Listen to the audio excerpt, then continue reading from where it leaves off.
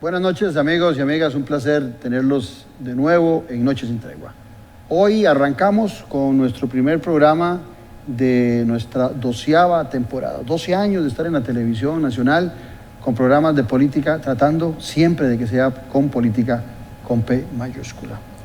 Hoy en este arranque de temporada hemos invitado al doctor en economía, don Álvaro Ramos Chávez, que fuera presidente también de la Caja Costarricense de Seguro Social, entre otros puestos que ha ejercido. Álvaro, qué placer tenerte aquí en Noches sin Tregua. El gusto y el honor es mío, don Claudio, y felicidades por el inicio de su 12ª temporada. Sí, un esfuerzo grande. No es fácil, pero aquí estamos y con muchas ganas, más como invitados de la calidad tuya. Muchísimas gracias. Ya estamos regresando.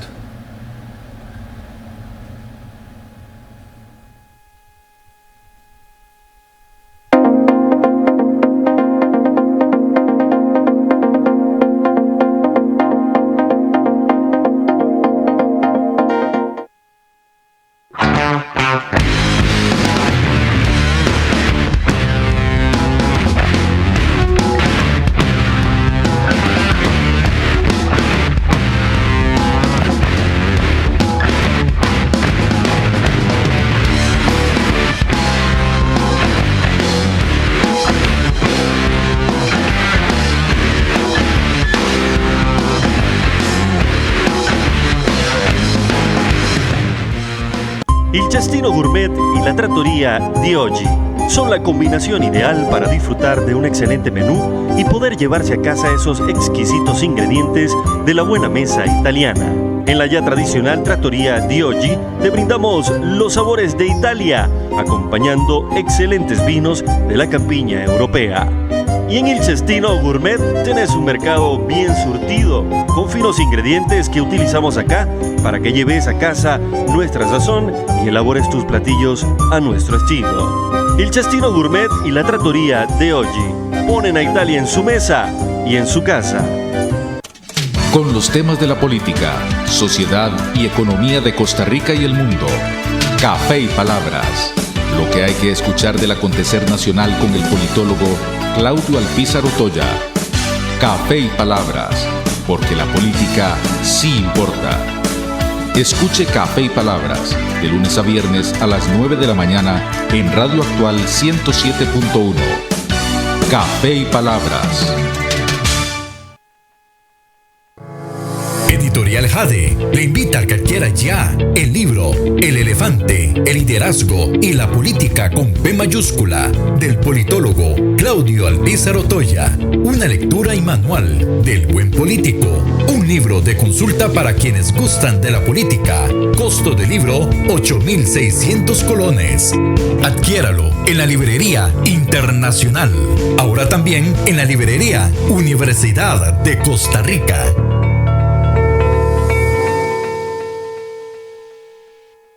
Somos tienda F&M Store. Nos especializamos de todo tipo de ropa, tanto para damas y caballeros. Ven y visítanos. Heredia, Santa Lucía, del Automercado 400 metros norte, Carretera Barba. Contamos con servicios de entrega personales a San José, Heredia, Alajuela y por correo de Costa Rica, con un costo adicional. Búscanos en Facebook como F&M Store o llámanos o escríbenos al WhatsApp 6461-6544. Con gusto le atenderemos. F&M Store.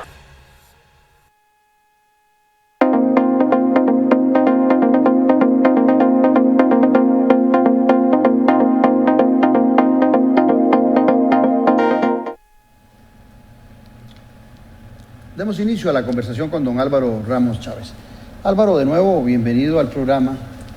Ya, me imagino, con las aguas más tranquilas. Septiembre a la fecha ya han pasado varios meses de la turbulencia de tu salida de la Caja Costarricense de Seguro Social. Así es.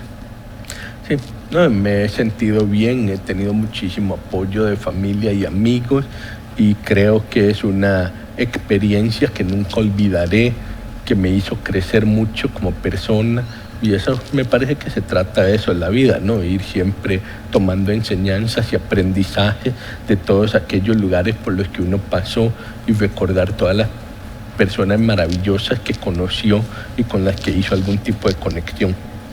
Yo te decía a vos que yo como politólogo y vos como economista Te decía cuando te traje mi libro y te lo regalé, entre las características del elefante está el tener la piel muy gruesa para aguantar los ataques duros en la política. Algunos fundados, pero en la mayoría de los casos infundados. Ahí aprendiste que la piel de un político tiene que ser muy fuerte para aguantar esos golpes. Sí, yo diría que el caso mío fue un poco inusual, ¿no? Porque la impresión que tengo es, bueno, perdí el trabajo, pero recibí tanto cariño de la gente que francamente sería difícil decir que adquirí una piel gruesa, puesto que realmente no he recibido como ataques o oprobio de las personas, todo lo contrario, mucho cariño y mucho amor. Entonces no sé qué tanto pude adquirir una piel gruesa.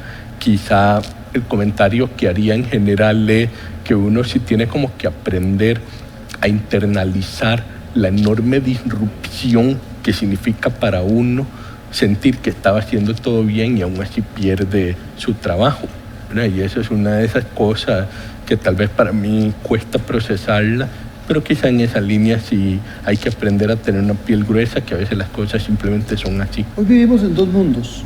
El mundo de la calle, cuando vos salís y la gente te saluda, te reconoce y es amable y muy afable, sí. Te reconoce méritos y demás. Y el mundo de las redes, que es insoportable, que ahí sí, en el anonimato, ahí se requiere todavía piel más gruesa, porque ahí los ataques sí son infundados y desleales totalmente. Sí, incluso en las redes, para serle franco, no he percibido una particular virulencia contra mí. De hecho, a modo de anécdota, no sé si habrá observado que cuando en enero se dio toda la situación con los trolls, una de las observaciones que hizo el troll fue que él se rehusó a atacarme a mí, que entre todas las tareas, si se les puede decir así, que le encomendaron, una era atacarme a mí y que él se rehusó a hacerla.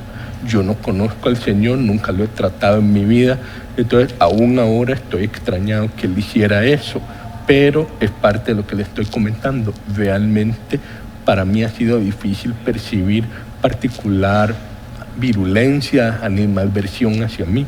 Puede haber gente en desacuerdo con algunas de mis decisiones, lo cual me parece lo más normal del mundo, pero realmente no he sentido como que haya un mal ambiente.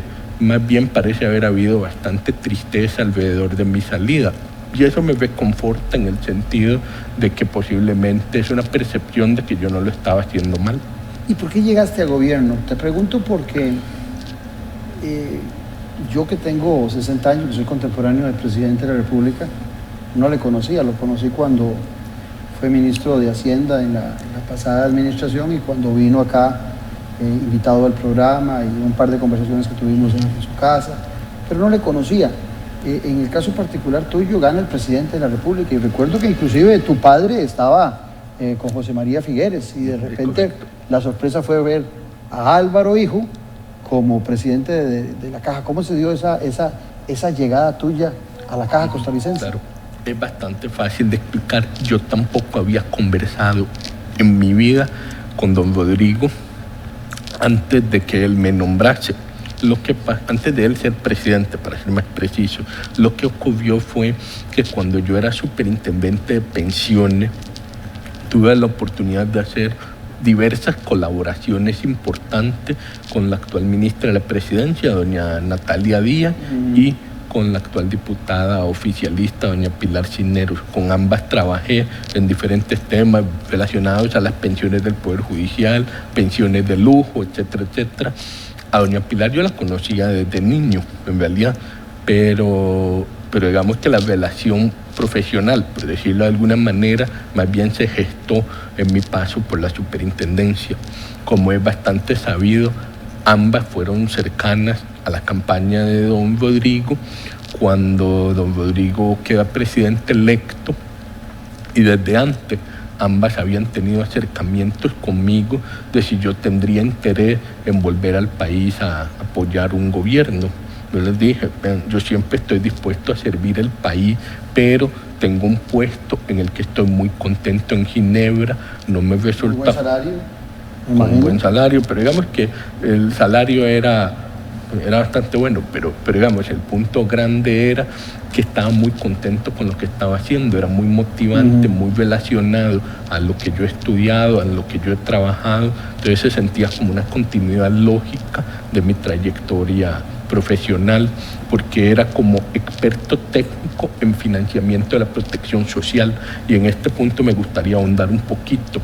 La razón por la que el puesto existe y por la que yo pude entrar a trabajar ahí es que históricamente la Organización Internacional del Trabajo ha sido muy fuerte, muy sólida en empujar los derechos laborales, pero típicamente sin que lo ignorara del todo, pero no le ponía una prioridad tan alta a entender exactamente cómo iban a ser financiados esos derechos. Pero en años más recientes se han empezado a preocupar más por esa segunda etapa. Ya la ley existe en Angola, en Mozambique, en Paraguay, en Tayikistán. ¿Y ahora qué hacemos? ¿Cómo convertimos esa ley que da cierta protección laboral, protección social, en hechos en la calle, ¿verdad? En que de verdad la gente diga, sí, esa ley se convirtió en algo que realmente me beneficia? Entonces ahí era donde entrábamos la gente en el equipo en el que yo estaba, tratando de producir ideas que llevaran a dar un financiamiento, un sustento genuino a esos derechos. Entonces, como puede ver, yo estaba en esa línea de trabajo y de una vez yo le comenté a doña Natalia, a doña Pilar, vean, lo que a mí realmente me apasiona es esto. Si yo voy a volver al país, quisiera hacerlo a la caja, porque es lo que más ligamen tiene a lo que he venido haciendo, a cuando estuve trabajando en pensiones, ahora que estaba en la OIT trabajando en protección social. Entonces yo quería volver a protección social en Costa Rica, y eso es institucionalmente la caja.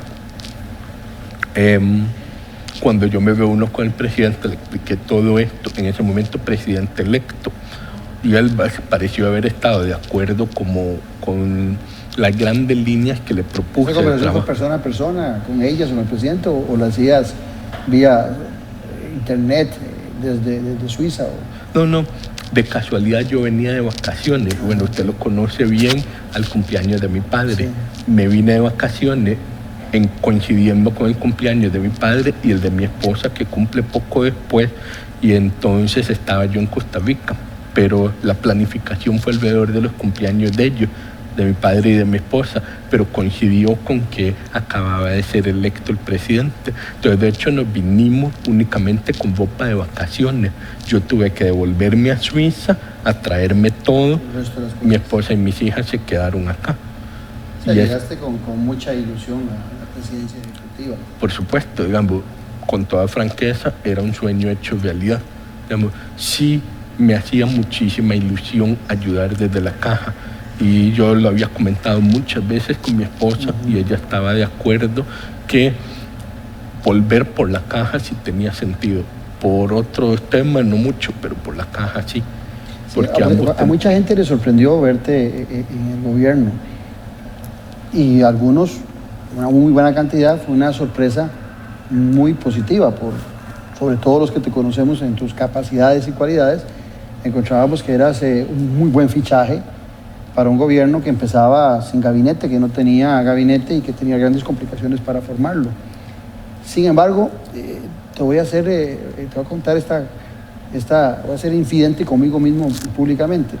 Cuando te nombraron, conociendo yo el carácter del presidente de la República, a varios amigos les dije, no dura 6 meses Álvaro Ramos en la presidencia de la Caja, y la pegué, no duraste los 6 meses. Ahora, las circunstancias que se dan en eso surgen a razón de un aumento que se aprobó en la administración pasada para todos los funcionarios públicos, y entre esos iba la Caja Costarricense de Seguro Social, y el presidente había sido en ese momento ministro de Hacienda y lo había firmado con el presidente de entonces, Carlos Alvarado. Cuando viene la implementación de ese aumento, ¿tuviste vos oportunidad previa a tomar la decisión de votar en junta directiva favorable que se pagara ese aumento? ¿Hablaste con el presidente, le dijiste, viene este tema, y los que estamos representándolo a usted, los 3 que estamos en junta directiva, vamos a votar a favor de que se pague ese aumento? ¿Tuviste ese espacio de conversar con él, o tomaste la decisión y junto con tus compañeros, y después tuvieron que enfrentar al presidente. Sí, la secuencia fue esta. La decisión venía del anterior gobierno. Yo siempre procuraba conversar con el presidente aquellas cosas que fueran iniciativa mía. Tanto así que le había expuesto ampliamente lo que yo denominé el plan cumpliendo la promesa, que era un plan estratégico para los 4 años y que permitía, digamos, tener una hoja de ruta de trabajo. En el marco de esa planificación, más bien todo lo que venía del anterior gobierno, yo decía, saquémoslo rápido si ya son compromisos adquiridos para nosotros seguir con nuestras vidas y con nuestro enfoque. Ciertamente, si el presidente manifestaba particular interés en un tema, por ejemplo, como lo manifestó cuando me expuso que le habían llegado denuncias respecto de la emisión de los bonos del periódico La Nación, bueno, el grupo La Nación. Entonces, él era muy contundente en me interesa mucho este tema. O en algún momento Casa Presidencial tuvo un acercamiento muy contundente en me interesa mucho el tema del Fondo Monetario y la reducción de la base mínima contributiva. En otro momento se manifestaron con mucha contundencia alrededor del tema del salario mínimo inembargable. O sea, desde Casa Presidencial, cuando les interesaba mucho algo, lo decían, pero sin ningún disimulo, digamos, era muy claro cuando les interesaba algo. Ni una sola vez mostraron interés en el tema del aumento salarial. Como el aumento salarial venía del mismo ritmo de análisis financiero bajo el cual habíamos aprobado la base mínima contributiva, yo sí lo veía como algo que había que obligar a la Junta Directiva a analizar a fondo si teníamos la capacidad de pagarlo y solo bajo esas condiciones pagarlo. Pero como nosotros no habíamos negociado nada, era un acuerdo nacional, yo no veía mucho espacio para decir mucho al respecto, digamos. Parecía, y en esto cuando ya lo aprobamos, y el presidente me manifiesta que él no estaba de acuerdo con eso. O sea, posterior a la aprobación. Pero antes ya no se dio cuenta que venía la aprobación. Antes nunca habíamos sabido que no le parecía. Y yo recuerdo bien que el primer día me sorprendí mucho. La primera noche me angustié, yo habré cometido un error. Pero cuando vuelvo a revisar la documentación, él mismo había firmado el aumento. Y yo se le dije, presidente, pero fue usted el que firmó ese aumento, porque quería que yo le dijera de algo que usted mismo firmó. ¿Verdad? Y esa es la parte que a mí me ha costado mucho comprender, ¿verdad? Yo siempre hago la semejanza a que es como que usted reciba un email de su jefe, mira, píntame esta pared, y la pinta durante el fin de semana, y el lunes el jefe llega y dice, no era esa pared, era aquella.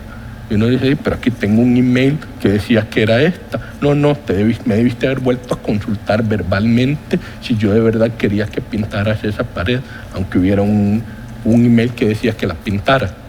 ¿Verdad? Y esa mecánica es algo que a mí me cuesta, lo confieso, me cuesta entenderla, porque es como siempre relato el escenario contrario. Imaginemos que yo le hubiera consultado al presidente. Y yo no autorizo el aumento salarial. Y después él públicamente dice, yo había firmado el aumento salarial y él no lo cumplió, lo va a despedir. A todos ustedes les hubiera parecido supernatural. Sí, claro. ¿Por qué Álvaro no aprobó un aumento salarial que el propio presidente había firmado cuando era ministro de Hacienda? Entonces, digamos, hay una disonancia ahí muy pesada. ¿Qué te dijo él sobre eso? ¿Qué te dijo el presidente sobre ese tema? Yo sobre que él lo había firmado. Sí. Nunca me supo responder ese punto en específico. Era simplemente que como me está hablando de cosas de hace 6 meses, la posición de él, me parece, era que a pesar de que él había firmado ese aumento salarial, que no correspondía otorgarlo por la regla fiscal. Y yo no sé quién lo indujo a creer que la regla fiscal aplicaba a la caja. Fue aprobada en el 2018 también, ¿no es cierto? La regla fiscal, si mal no recuerdo. Sí. Y este aumento fue aprobado antes de la pandemia.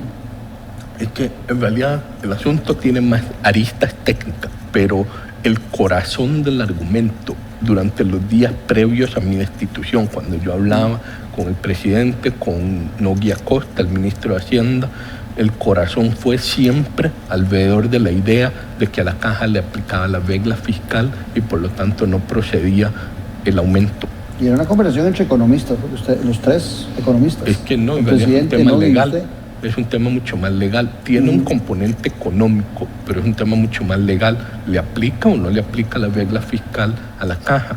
Y en última instancia no le aplica, porque tras de que la ley explícitamente exceptuaba al IVM de la regla fiscal, después hubo un fallo de la Sala Constitucional que extendió la exoneración de la regla fiscal no solo al IVM, sino también al SEM, y lo dice sin ninguna ambigüedad. O sea, el fallo es clarísimo en decir no solo el IVM, sino también el SEM está exento de la regla fiscal. Entonces, digamos, no había ninguna duda de que la regla fiscal no aplicaba a la caja. Donde en algún momento pensamos que podía haber alguna condición de relacionar los escenarios de la regla fiscal a la dinámica, llamémosla salarial de la caja, era vía otro lado. Pero cuando se le intentó hacer la consulta a la Contraloría General fue cuando yo fui destituido, no me dio tiempo de hacer esa consulta. Y ya después cuando se le hizo de todas maneras la... ¿Por qué no renunciaste? ¿Por qué el presidente te destituye? ¿Por qué Álvaro Ramos no decide renunciar? Muy sencillo, porque cuando el presidente habla el 15 de septiembre, porque lo hace en el discurso el 15 de septiembre, que nosotros en la Junta Directiva habíamos cometido un acto ilegal al aprobar el aumento salarial a contrapelo de la regla fiscal, él me destituye el 17 de septiembre. Y yo le dije, señor presidente, en otras condiciones yo habría renunciado, pero usted dijo públicamente que yo cometí un delito, y eso no es cierto. Yo ya no puedo renunciar, usted me va a tener que destituir. Me tuvo que destituir. Que incluso eso lo hizo incorrectamente. Anuncia que lo llevó al consejo. Y no había habido consejo. Sí, cosa muy delicada. Ahora, los que te conocemos a vos, sabemos de tus calidades, no solo profesionales, sino también de tu honorabilidad. Y cuando se destapa la renuncia, días posteriores, vos y otros directivos son acusados de corrupción. Y en redes empieza a pulular de que fueron destituidos por corrupción. Vos tenés una hoja de vida limpia. Volvemos al tema del elefante y el libro mío en la política, en donde esos ataques virulentos sobre un tema que lo puede afectar a uno mucho, porque pueden pasar muchas circunstancias, pero de repente ser tachado por quien te nombró, quien se supone que revisó tu hoja de vida, y de repente ya no sos el capaz ni el honesto, sino que sos incapaz y corrupto. ¿Qué te hizo sentir? Me parece que las cosas se toman de quien viene, ¿no? Y si él hubiera tenido la valentía de poner una acusación formal, ya estaríamos hablando en otro plano, pero ni siquiera puso una acusación. Entonces yo sigo con la idea y así será hasta el fin de mis días, digamos. No hay acusación, todos los criterios que se emitieron no tenían ningún sentido, como a menudo he comentado, suena casi hasta jocoso, pero es que eso revela la falta de seriedad de la acusación. Cuando él lo dice públicamente, da a entender que en la Junta Directiva tenemos parientes en la caja y por eso no podemos hacer el aumento. Yo ni siquiera tengo parientes en la caja.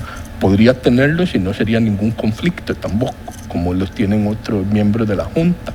Pero digamos, se vuelve hasta como difícil de tomar en serio una denuncia que ni siquiera hace un hilado cuidadoso para lo serio que es, porque, a ver, estamos hablando... Dirigir a alguien, acusar a alguien de corrupción, es un tema penal y es muy delicado, o sea, estás jugando con la honorabilidad de las personas, eso es delicadísimo. Totalmente. No, de hecho, a ver, no tendría ningún problema en eventualmente tomar medidas legales. Yo ya me asesoré legalmente sobre las posibilidades que tengo. Lo que pasa es que no estamos ni cerca del tiempo de prescripción. Entonces estoy midiendo a ver qué se concreta, qué no se concreta, porque en este momento lo único que tengo es una conferencia de prensa, en la que sí, muy agresivo, pero al final no hay nada detrás de eso. Y creo, en última instancia, don Claudio, que este es un tema que siempre debió haber sido técnico, que siempre debió haber sido un tema de qué es la buena gobernanza de una institución pública, y ahora sí vamos como aterrizando al verdadero problema de esto. Si usted ve la lógica de todo esto, la lógica es muy sencilla. El discurso es, la caja está quebrada. Y si está quebrada, alguien la quebró.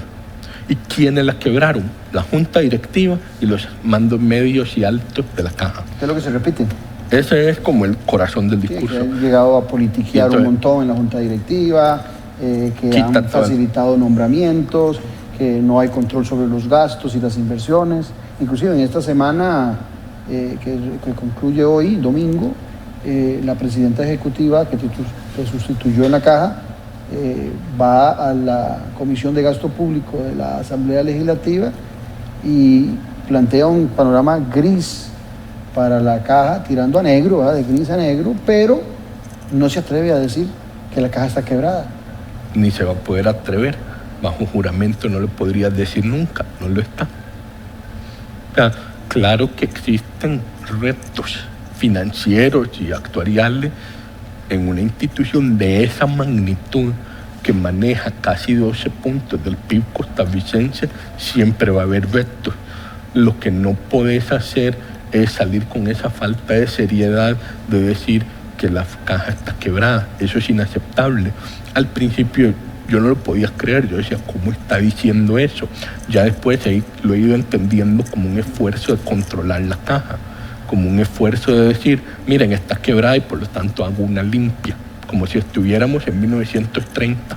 Eso te iba a decir, porque el constituyente, en nuestra Constitución de 1949, ya existiendo la caja empieza en los años 40, cuando el doctor Calderón Guardia y la gente que le acompañaba deciden la creación de la Caja Costarricense de Seguro Social. O sea, hay una década, casi una década, donde la caja no está amparada a la Constitución con esa autonomía política y administrativa que tiene. Y viene la Asamblea Constituyente de 1949 y le da de todas esas potestades exactamente para evitar la politiquería dentro de la Caja Costarricense de Seguro Social. Yo diría que en ocasiones hay presidentes que no se han cuidado de a quienes nombran en las juntas directivas de la Caja Costarricense, y también seguramente sindicalistas y solidaristas no han hecho, y empresarios no han hecho su tarea para nombrar gente con todas las cualidades técnicas, profesionales, para estar en la institución. Pero de eso que estás diciendo vos, que el Poder Ejecutivo quiera tomar la caja, hay una distancia enorme. Eso es un tema peligroso.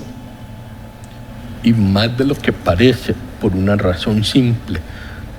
Creo que los abogados se sienten más cómodos hablando de la autonomía, que si es constitucional o no, taca.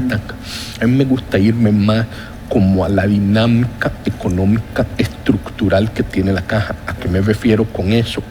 Es algo bastante simple. En este momento usted habrá oído de la deuda del Estado con la caja. Sí, son 2 billones y resto. 2.7 billones. Solo el resto es bien grande, 2 billones 700. Y hay otros 5 y resto que están judicializados, o sea, 5 billones judicializados. Pero digamos que para no enredar a los que nos escuchan, el punto medular es este. Hay, digamos, haciéndolo muy resumido, hay básicamente 3 grandes sectores que sacan dinero de su bolsillo y le pagan a la caja. Los trabajadores, los empleadores y el gobierno. No es solo el gobierno, son los trabajadores y los empleadores. Y de estos 3, el que más debe por mucho es el gobierno. Y el porcentaje es el más pequeño. El porcentaje es el más pequeño. Entonces, hágase la siguiente pregunta. En una junta directiva donde estas tres partes están representadas, ¿usted cree que es lógico que sea el gobierno el que más debe y menos paga, el que de repente diga, ahora asumo el control de todo, pasándole por encima a los otros dos sectores que sí han estado en debido cumplimiento de sus obligaciones? Y es que toda esa suma de dinero hay un deber fiduciario de esa junta directiva, en representar a sus sectores y en el manejo correcto de esos recursos para la consecución de los objetivos. Pero entonces ahí es donde hay como una confusión, que es que la caja no es simplemente una mera extensión del Ministerio de Salud o del Ministerio de Trabajo, sino que tiene su vida propia, pero esa vida propia no emana de que le hayan dado una autonomía constitucional, no, la vida propia emana de que desde el principio se le instauró una gobernanza que refleja la proveniencia de los recursos, primer punto. Pero segundo punto, y este es muy, muy importante, la legitimidad de la caja emana también de su gran capacidad de ejecutar lo que se le encomendó. Como le doy de ejemplo a todo el mundo, ¿cuándo ha oído usted de cientos de miles de pensionados de la caja que se atrasen en pagarle, que no les paguen? Es automático. Pasa muy poco. Sí. Ahora, Álvaro, ahí me llevas a pensar en algo. Si ciertamente los sectores están representados con esos 9 miembros de la Junta Directiva, 3 son de gobierno, cobrarle al Ministerio de Hacienda le correspondería a los otros 6, porque en el caso tuyo, o de los 2 que te acompañaban del Poder Ejecutivo, tenían también la obligación de cobrarle al Ministerio de Hacienda sobre esas deudas billonarias que tienen con la caja. Se harán algunos, o se habrán hecho algunos que han pasado ahí en agradecimiento al presidente que los nombró a esos 3 miembros, de la vista gorda con esa deuda que no se disminuye. A ver, yo en esto fui muy directo con el presidente, lo voy a hacer con usted. A mí, yo cuando vi el problema de la deuda, y que es un problema que preocupa a todo el mundo y preocupa, por ejemplo, a la Contraloría General de la República, y creo que es importante detenernos un segundo en qué es esa deuda. La caja, por ejemplo, existe en otros países, tal vez es más fácil pensando cómo lo resuelven en otros países. En otros países usted divide el sistema de salud. Hay una parte que es el seguro social y una parte que típicamente son los hospitales del Ministerio de Salud. Y como funciona en esos países es, si su hijo está asegurado, porque usted está debidamente asegurado, su hijo puede ir a un hospital del Seguro Social. Pero si su hijo no está asegurado, porque usted no está asegurado, tiene que ir a un hospital del Ministerio de Salud. Típicamente en esos países los hospitales del seguro son mucho mejores que los hospitales del Ministerio de Salud, porque pasa en casi todo el mundo que los recursos de un seguro social son más estables y más predecibles que los recursos de un Ministerio de Salud. Y le dan una prioridad al que está pagando y al que está afiliado con la caja para ir a esos hospitales que son mejores. Exactamente. Hoy todos vamos a los mismos, paguemos o no paguemos. Ajá. Aquí hicimos algo que en mi criterio era mucho más sabio y prudente desde el punto de vista social, que fue decir, ¿para qué queremos 2 hospitales o 2 sistemas hospitalarios? Tengamos uno solo. Y se subsumieron todos los roles típicos de un Ministerio de Salud de provisión a no asegurado, se subsumieron en la caja. Entonces sigamos con el ejemplo de los niños. En Costa Rica, un niño esté o no esté asegurado por sus padres, es recibido por la caja. Lo reciben en el EBAI, lo reciben en las áreas de salud y ciertamente lo reciben en el hospital de niños. Entonces la pregunta es, ¿cuánto cuesta recibir a un niño de padres no asegurados? Peso más, peso menos, cuesta como 40,000 colones al mes, no es gratis. No estoy hablando de cobrar las operaciones o cobrar las... La cuota. El seguro, la cuota de asegurar un niño no asegurado. Y por ley, ojo, no es algo que la Caja inventó, no. Es que en el Congreso dijeron, por ley, todo niño tiene derecho a la salud. La provisión la está dando la Caja. Pero yo no tengo ningún problema si en algún día queremos decir, bueno, ¿sabe qué? Ya no queremos deberle a la Caja, debámosle a un hospital privado. Fantástico, pero entonces veas lo que va a pasar. Todos los niños no asegurados por la Caja van a ir a ese hospital privado. El hospital privado tiene que atenderlos por ley y tiene que cobrar. ¿Y qué va a hacer el Estado? No le va a pagar. En 2 toques ese hospital privado está quebrado. Lo que estás diciendo es que la Caja no paga esos servicios. ¿La Caja no paga? Esos servicios hospitalarios a los no asegurados, a los niños, eso es lo que nos estás tratando de... O sea, es que no es que no lo paga, si lo está pagando, tal vez hay que plantearlo diferente. En este momento, de los recursos que han contribuido los asegurados, la Caja está teniendo que tomar de esos recursos para financiar la atención de gente no asegurada. Que le corresponde que le correspondería al Estado, pero el Estado no está pagando. ¿Cuánto no está pagando? Solo por concepto de niños no asegurados, que la Caja sí atiende, ya vamos por 640 millones. La Caja millones. sí está al día entonces en las cuotas de sus funcionarios administrativos. Ahí sí está el Estado al día, pagándole a la Caja costarricense. En todo lo que corresponde a sus funcionarios públicos, la Caja, el gobierno, el Estado cumple periódicamente. El problema está en este tipo de servicios o de migrantes que llegan y dan servicios. Indigentes, mujeres embarazadas, hay toda una serie de disposiciones legales que la Caja atiende, que en buena teoría se cobran al Estado y el Estado después no paga. También tenemos problemas con las cuotas, el Estado paga menos que la cuota, pero digamos que eso ya es como más, es como todavía más extraño en algún aspecto, pero se entiende. Hemos llegado al punto, por ejemplo, un tema que a mí siempre me ha apasionado y que fue el tema de mi tesis doctoral, que es la ley de paternidad responsable, contempló la creación de un laboratorio de paternidad responsable. Este laboratorio ha sido maravilloso. Según mis cálculos, más de 500,000 de niños tiene papá debidamente registrado al nacer gracias a la existencia de esta ley.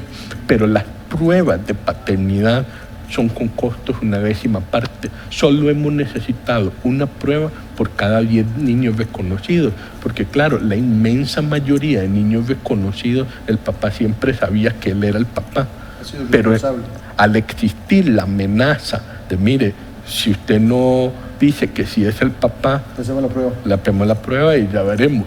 Entonces, claro, esas pruebas no son gratis. Y adivine quién no las está pagando tampoco. El Estado. El Estado. Y es una responsabilidad del Estado, no es de la Caja. Perfectamente. Incluso hubo discusiones en su momento de si el laboratorio de paternidad debía estar en algún otro lado, en el OIJ o en algún lado así. Pero al final se dijo, no, convirtámoslo en un tema más de salud y metámoslo en la Caja. Vos decías que el Estado le debe 2.700.000 y que hay otra deuda ahí que era como de 5 billones, o sea, podía estar jugando con un poco menos de 8 billones de colones. En algunas empresas o en algunas instituciones, esas deudas que se vuelven incobrables, las meten y da superávit, entonces las meten como parte. Es que tenemos que cobrar esto a sabiendas de que nunca las van a pagar, pero las meten contablemente y entonces da un superávit que puede decir, no, la Caja no está quebrada, o esta institución no está quebrada, o este negocio no está quebrado, porque nos falta cobrar esto a sabiendas de que eso nunca lo van a cobrar, es imposible. Es el caso de la Caja, o cuando vos decís que la Caja no está quebrada, es a pesar de que ese rubro, seamos mal pensados, se puede volver incobrable al Estado costarricense, esos 7 billones y resto. Sin esos 7 billones, aún sin eso, la Caja no está quebrada. O si el Estado no le paga, estará quebrada. Magnífica pregunta. Déjeme dividirla en varias partes. Voy a usar el ejemplo de los CEBAI, que es como el más fácil en esto. Hoy en día tenemos 1.050 EBAI. Deberíamos tener como 1.400, por lo menos, y ojalá 1.500. pero digamos que 1.400. Entonces, eso es lo que uno llama en la jerga una brecha. Tenés una brecha entre lo que tenés, que son 1.050, y los 1.400 que deberías tener, te falta eso. ¿Okay? Desde el punto de vista financiero, la capacidad de la caja, aún con el Estado incumpliendo sus pagos, de seguir con los 1.050 bytes que tiene, es prácticamente infinita. Digamos, podemos seguir indefinidamente sosteniendo 1.050 bytes. Digamos, no, por el futuro previsible, realmente no existe ningún problema. ¿Dónde está el tema?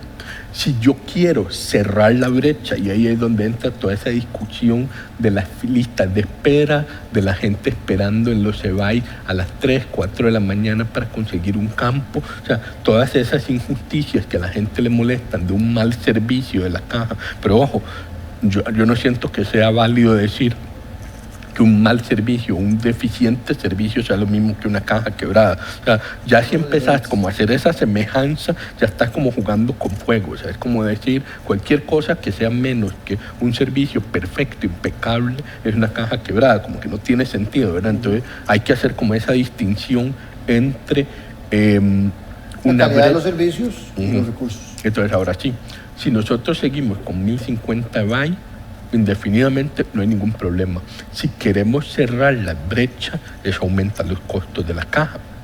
Ese aumento de los costos de la caja, si hay dificultades en financiarlo en un plazo muy corto, cuando digo corto quiero decir en 8 años o menos, cuesta ver cómo lograríamos hacer todo el portafolio de proyectos de inversión de la caja en los próximos 8 años, que es un portafolio muy ambicioso. Son 9 edificios hospitalarios, 30 áreas de salud y 400 EBAI. Esto es mucho dinero.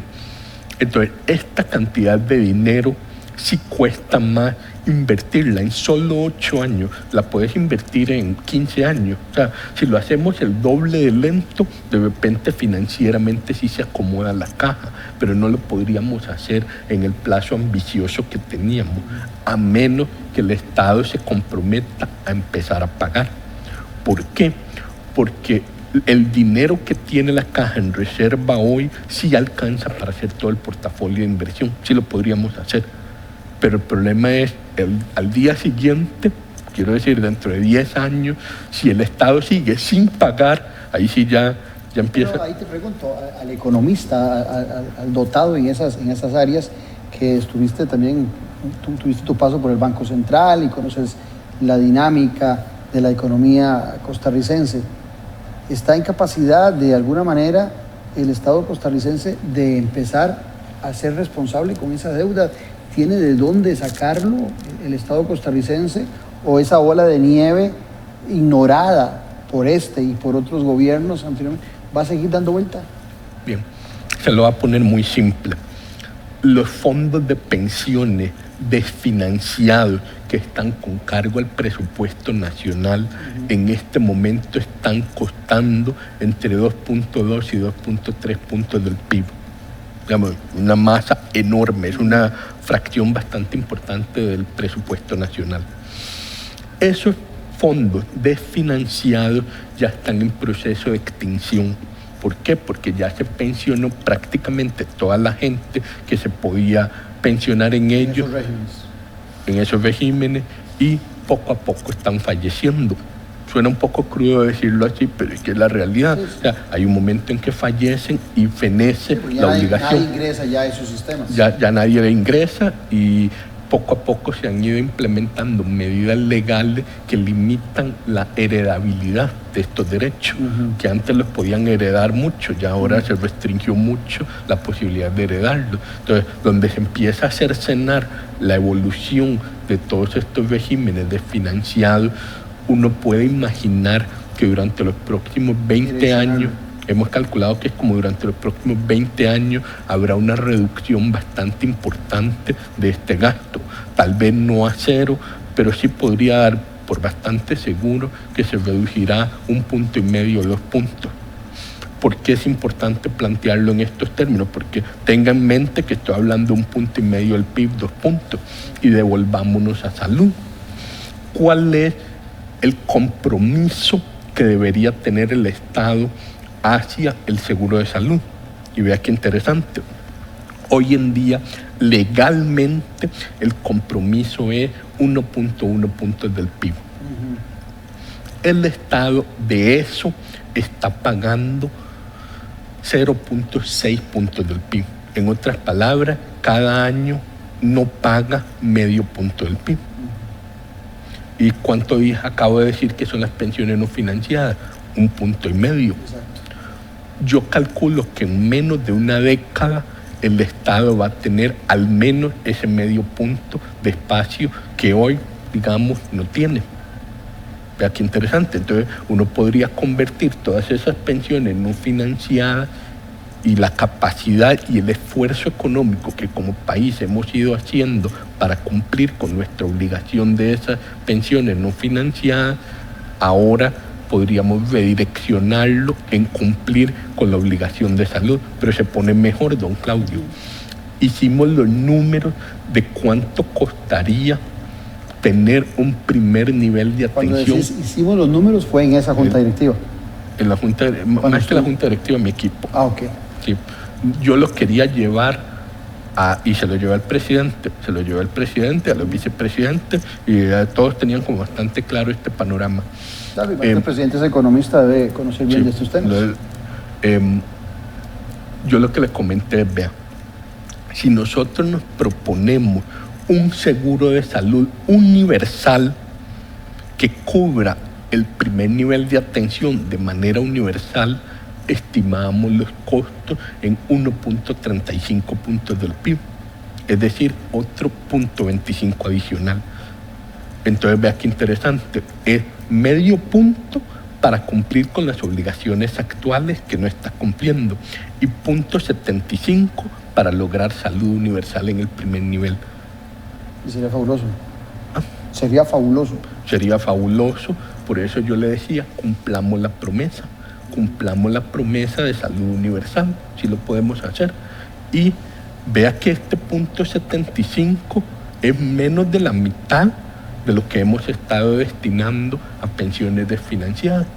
Entonces yo decía, si hemos podido pagar por pensiones desfinanciadas, ¿por qué no podemos pagar por salud universal? Ahí el tema estaría en que eso que se va liberando, exista la conciencia y casi la rigidez de pasarlo, porque también pueden llegar los gobiernos a jugar, mira, sigamos debiendo a la caja y esa platilla lo utilizamos para otros el plan era gradual. Objetivos. El plan era gradual.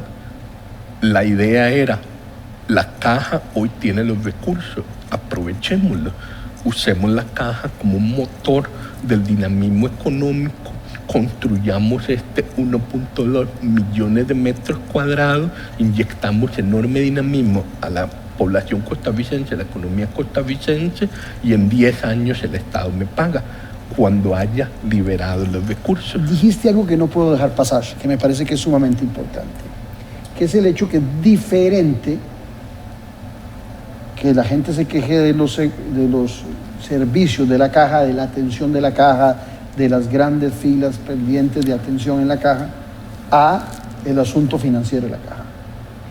Pero que el ciudadano piensa, tiene la percepción de que cuando los servicios de la caja están siendo precarios en algunas áreas, es porque no hay dinero, porque la caja está quebrada.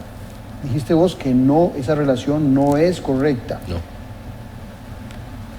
¿Qué habías pensado para mejorar esos servicios de la caja? Porque esa percepción va a seguir dentro del ciudadano presente si los servicios de la caja no mejoran, si las grandes listas de espera no mejoran, si no hay más especialistas. ¿Habías pensado también en tu proyecto en eso? Sí. Eso era literalmente un plan que nos llevaría bastante más tiempo que el que tenemos, pero el corazón de los ajustes iba en varias líneas. Número uno, un uso mucho más profundo del EDUS, que te permite tener una gestión mucho más clara de las listas de espera, referencias, contrarreferencias, la misma gestión Tecnología de los espacios de los EBAI, o sea, una apuesta fuerte por la tecnología. Y yo estoy bastante convencido de que se puede hacer, y lo único que me frenó un poco de lograrlo Incluso en el poco tiempo que estuve fue que pasé más de 2 meses levantando la caja del ciberataque feroz que sufrió, que nos dejó con 0 sistemas. Todos los sistemas hubo que apagarlos, hasta el correo electrónico. O sea, fue complejo levantarlo de ahí. Bueno, entonces digamos, hay un componente tecnológico, hay un componente de reenfoque de cómo debe ser la gestión de salud de la caja. La mayoría de los seguros de salud en el mundo tienden a tener un enfoque curativo. Los ministerios de salud tienden a tener un enfoque preventivo. La caja tuvo una hibridación rara. Como tuvimos una gran parte de las funciones del Ministerio de Salud viniéndose para la caja junto con el personal que las ejecutaba, la caja quedó como un híbrido raro. Tiene un enfoque preventivo y uno curativo. Pero con el pasar de los años, de manera natural, la gravedad institucional los fue llevando otra vez más al enfoque curativo. A mi llegada, y ya venía con alguna gente atrás, pero yo le quería dar un énfasis muy fuerte, yo quería retomar muy fuerte el tema del enfoque preventivo. ¿Y qué significa eso concretamente? Me resolvía varios problemas de un solo golpe. Problema 1, el problema de los especialistas. Formar un nuevo especialista toma al menos 5 años. Y si es un subespecialista, podemos estar hablando de 10 años. Entonces, ¿qué es lo que pasa? Yo ya estaba en conversaciones con la Universidad de Costa Rica para reacomodar algunos problemas que hay con el proceso de selección y formación de especialistas. Pero ya hablado con ellos, estaba muy claro que el inicio del nuevo proceso probablemente iba a ser en el 2024. A mí no me gusta estar como inventando que las cosas pueden ser rápidas. Yo soy una persona realista y sé que si quiero un anestesiólogo pediátrico nuevo en el hospital de niños, no hay manera de tenerlo rápido. O sea, hay que planificar todo para dentro de 10 años y tal vez tengamos suerte y lo tengamos. Entonces, vea qué importante. Si es tan difícil cerrar la brecha especialista, ¿cuál era la solución real? Reitero, reenfocarnos en la salud preventiva. Y ahí no hay cuello de botella, o por lo menos es bastante menos severo. El cuello de botella que tenemos en los especialistas no lo tenemos en los médicos generales. Exacto. Y los EVAI son con médicos generales. Si queríamos invertir en 400 EVAI nuevos, sí están los 400 médicos generales para la medicina preventiva. En cambio, si quiero tener 9 anestesiólogos pediátricos para el hospital de niños, no los tengo, no hay. Entonces vea qué diferente, porque claro, una cosa es tener el enfoque puramente financiero del problema de gestión, el problema de atención, y otra es decir, no, un momento, ¿dónde está mi cuello de botella? Yo le decía a todo el mundo, en el hospital de niños, mi cuello de botella no son los $300 millones que me cuesta la nueva Torre de la Esperanza. Mi cuello de botella son los anestesiólogos pediátricos. Entonces ahora sí, hay otro problema. Un médico general en un EVAI está muy poco empoderado en este momento. Entonces mi objetivo era hacer una transición muy similar a la que hizo España hace unos años, que agarraron a todos los médicos generales y poco a poco los fueron capacitando para que se fueran asimilando a médicos de familia y comunidad. Ese proceso, más procesos institucionales internos que los facultaran a pedir más exámenes de manera directa y proveer más medicamentos de manera directa, a mi criterio iban a hacer una diferencia enorme. Se nos va el programa. ¿Tuviste al menos un espacio como este para plantearle eso al presidente de la República? Sí. ¿Y estuvo él de acuerdo en el proyecto? ¿Le gustó? Le puse todo esto que le estaba explicando y más detalle. Va. No, nunca dijo más. ¿Nunca? No. ¿Crees que el problema tuyo fue no haber sido parte de la campaña? Te lo pregunto porque la ministra de Salud, con todas sus debilidades, con todas sus torpezas, siempre fue defendida por el presidente de la República. Y el caso tuyo, con todo lo que estás planteando, en la primera saliste. ¿Qué le puedo decir, don Claudio? Sí. Nunca sabré qué pasó, pero lo veo igual que usted. Puede parecer raro, como se lo digo, pero es que realmente no tengo más información. Él a mí me dijo, te vas porque diste el aumento salarial. Si él tenía otras razones, realmente no las expuso. Y castigó todo ese proyecto que todavía nos hace falta tiempo como para poderlo desarrollar a mayor profundidad. Álvaro, gracias. Un placer, don Claudio. Muchas gracias. El placer es nuestro y de quienes nos han acompañado, que los esperamos el próximo domingo a las 8 en esta 12ª temporada de Noches sin Tregua, la política con P mayúscula. Un abrazo.